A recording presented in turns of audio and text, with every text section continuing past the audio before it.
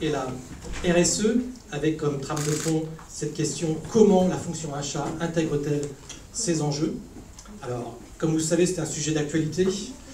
J'en veux pour preuve ce matin, il y a eu le départ d'un petit débat à l'issue de la première table ronde sur cette question donc, du développement durable et de la RSE. Donc ça prouve bien que c'est dans toutes les lèvres au niveau de la fonction achat. Alors, pour cette table ronde, nous allons donc travailler sur deux axes. Le premier, on va faire un point sur la situation à ce jour, un constat. Et le deuxième axe, ça va être qu'est-ce qu'il est possible d'envisager, les marges de manœuvre possibles donc, par rapport à ce développement durable et RSE, la RSE. Alors, autour de moi, 5 personnes, 5 intervenants ô combien compétentes. Alors, on va faire un rapide tour de table. On va commencer, Madame Dupaty de Clam, allez-y, une petite présentation rapide en quelques mots de ce que vous faites. Oui, bonjour à tous. Donc moi je m'appelle Dominique Dupaty de Clam, je suis à la tête d'un cabinet qui s'appelle Andy Réseau. Et en fait nous travaillons sur le sujet particulier du développement des achats, sur l'aspect entreprise adaptée et ESAT, qu'on appelle établissement au service d'aide par le travail.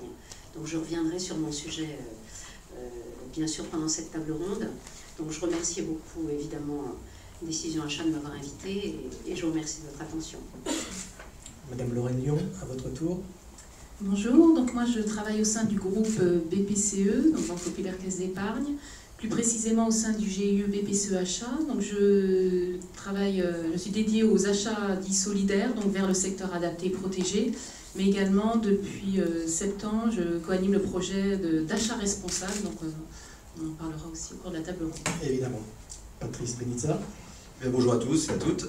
Moi je suis un petit peu différent des gens qui sont autour de cette table puisque je fais partie de la race des commerciaux. Je suis directeur commercial du groupe Electrogélos. Ce groupe, donc je vois que ça réveille les esprits. Il existe.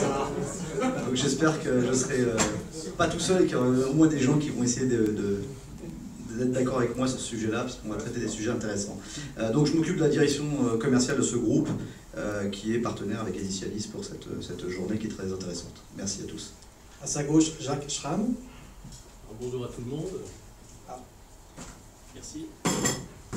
Alors je crois que c'est pas dramatique d'être différent, moi aussi je suis un peu différent. Je suis chef d'entreprise d'une PME, 70 personnes dans le conseil. Et sinon, je suis président de l'Obsar, l'Observatoire des achats responsables. Et enfin, Méry Aubrin. Bonjour à tous, Méry Aubrin. Donc, je fais partie du groupe AFNOR, plus particulièrement sur les thématiques de la responsabilité sociétale et d'ISO 26000, y compris, je suis l'ensemble des groupes de travail qui permettent à l'ensemble des acteurs, entreprises, collectivités, associations, à mettre en œuvre et à appliquer de façon opérationnelle l'ensemble de ces démarches. Très bien. Donc, le point sur la situation aujourd'hui. Nous avons à la fois des normes et des décrets qui ont été lancés récemment. Alors, on va commencer par celle ISO 26000 qui a été publiée fin 2010, définissant les grandes lignes de la RSE. Une norme spécifique pour les achats fut lancée en juin de cette année. Vous avez suffisamment patienté. Quel est donc votre point de vue sur le degré de maturité des entreprises sur cette question du développement durable et de la RSE? Alors pour ma part, ce qui alimente mon discours, c'est le fruit de rencontres avec des gens qui sont dans cette salle ou ailleurs, mais en tout cas des acheteurs, des directions achats depuis à peu près 25 ans dans le domaine de l'impression et de l'impression numérique aujourd'hui. Donc fort de cette expérience personnelle et puis de mes équipes, ce que je constate, c'est qu'il y a dans les années 80, quand j'ai démarré ce métier-là, rares étaient les entreprises qui commençaient à parler, pas forcément de RSE, mais en tout cas d'équivalence. Et rares les entreprises étaient celles qui parlaient d'environnement durable. Mais il y en avait quelques-unes, je pense à Compaq ou à d'autres, qui commençaient déjà à faire des engagements de politique dans ce sens-là. Aujourd'hui, près de 30 ans après, ce que je constate, c'est que le discours est maintenant dans la bouche de toutes les directions achats. On est là aujourd'hui et on entend parler de ça toute la journée. Je participe à des conférences dans tous les domaines et vous aussi, et je crois que c'est un sujet, un leitmotiv quotidien.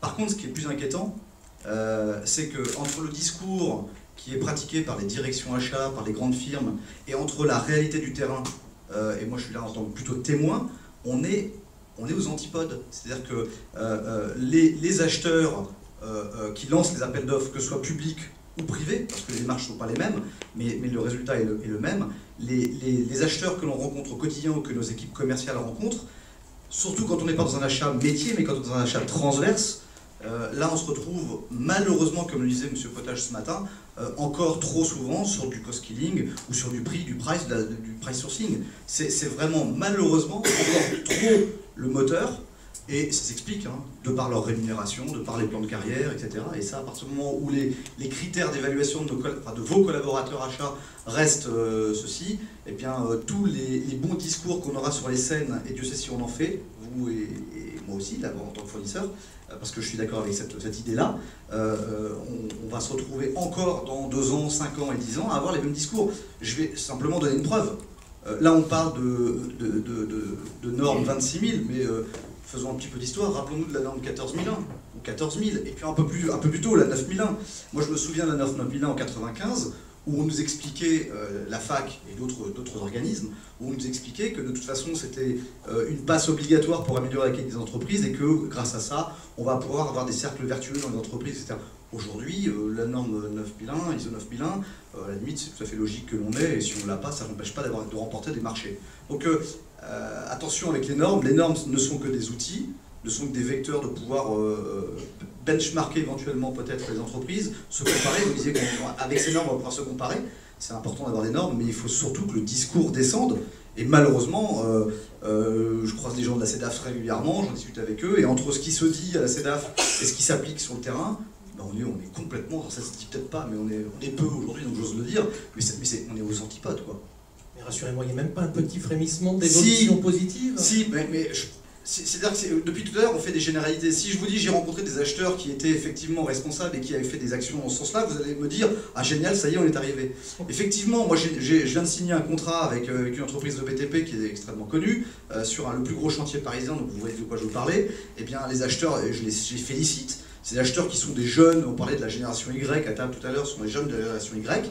Ces gens-là sont arrivés et ont choisi pour fournisseurs, et dans différents domaines, je ne parle pas que d'électrogélose, des fournisseurs qui correspondaient à des stratégies, des volontés stratégiques de la part de ce gros groupe, et effectivement ils n'ont pas été prendre le moins cher, ils ont pris celui qui correspondait le plus à l'ambition d'entreprise. Et ça je les en félicite, mais encore une fois, j'aurais aimé qu'ils soient là et qu'ils témoignent avec moi, mais ils sont extrêmement rares ces gens-là. Et pourquoi ? Pour en avoir discuté avec eux, parce qu'évidemment quand vous gagnez un marché, ça se fait au restaurant et qu'on essaie de comprendre pourquoi moi, alors que je n'étais pas le moins cher, la réponse c'est quoi? La réponse c'est monsieur, je ne suis pas payé au cost. C'est tout. À partir du moment où un acheteur fait bien son job parce qu'il répond à la stratégie de l'entreprise, mais qu'il n'est pas pénalisé parce qu'il n'a pas été au moins cher, eh bien là vous pouvez avancer. Et ça c'est un vrai débat. Et il n'y a pas une image derrière, une image de marque valorisée qui peut entrer en jeu? Mais après on peut tirer les fils, une fois qu'on a fait des achats responsables, ou des achats au niveau responsable, que ce soit RSE ou environnement durable, après on va pouvoir tirer des fils. Je vais vous donner un seul exemple dans le domaine de l'impression qui est le nôtre. Ce groupe, quand il a répondu à des appels d'offres lui-même, eh bien, il a choisi de travailler avec Electrogéo, je ne sais pas pour faire la vente, mais puisque nous sommes très engagés dans la démarche environnementale, on en parlera après, eh bien, il a pu gagner des marchés, en tout cas, le critère d'avoir choisi un fournisseur responsable et avoir des preuves, il a pu, en tout cas, augmenter ses chances de gagner lui-même ses propres marchés. Ce matin, j'entendais des intervenants qui disaient se prémunir de bons fournisseurs qui ont une démarche RSE et une démarche environnementale prouvée, parce que le dire c'est une chose, le prouver c'en est une autre, eh bien ça permet effectivement de s'asseoir sur une relation de confiance solide et de pouvoir aller vendre ses produits soit à l'export, soit à l'international, enfin, peu importe. Mais ça donne de la force et de la dimension, et monsieur disait il y a une relation forte entre le commercial et les achats. Bah, il y a une relation forte entre le fournisseur et le client, enfin, ou l'entreprise. Moi j'y crois volontiers.